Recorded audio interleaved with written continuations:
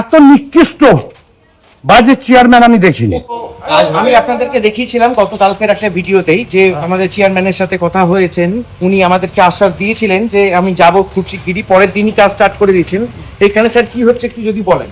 মানে একটা জল জমে যাচ্ছে, সেই সমস্যা আমরা দেখেছি সোশ্যাল মিডিয়ার মাধ্যমে।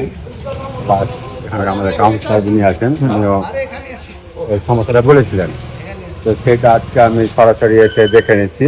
আচ্ছা, সেইখানে আমাদের পৌরসভা ইঞ্জিনিয়ার আছে, ওনাকে দেখে ইঞ্জিনিয়ার সাহেব দেখে নেবেন, দেখে এই সমস্যা সমাধান করার জন্য যা করণীয় উনি আমাদের রিপোর্ট করবেন।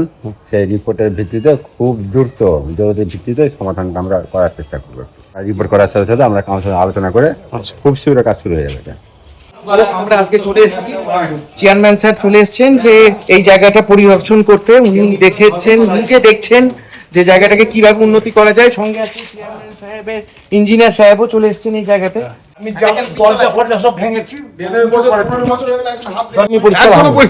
বছর হয়ে গেল, 14 বছর, কতবার টেন্ডার হয়েছে, টাকা হুমকি বলছে, টাকা এসছে, কিন্তু একদম পরিষ্কার হয়। আমি এই যে বিগত 4.5 বছর যে চেয়ারম্যান হয়ে গেল, যার ওয়ার্ড সে একবারও আসেনি, এবং ওই চেয়ারম্যান ওই দিকে কাজ করছে, আমাদের দিকে কাজ করবে না।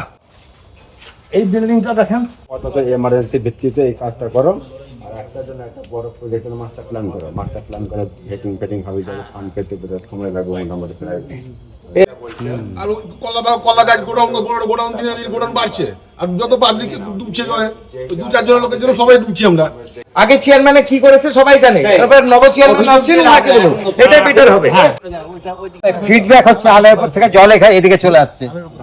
স্যার সঙ্গে আছেন, আমরা জায়গা দেখলাম, দেখে এলাকার লোকের সঙ্গে কথা বললাম, প্লাস সমস্যাটা আমরা বোঝার চেষ্টা করলাম।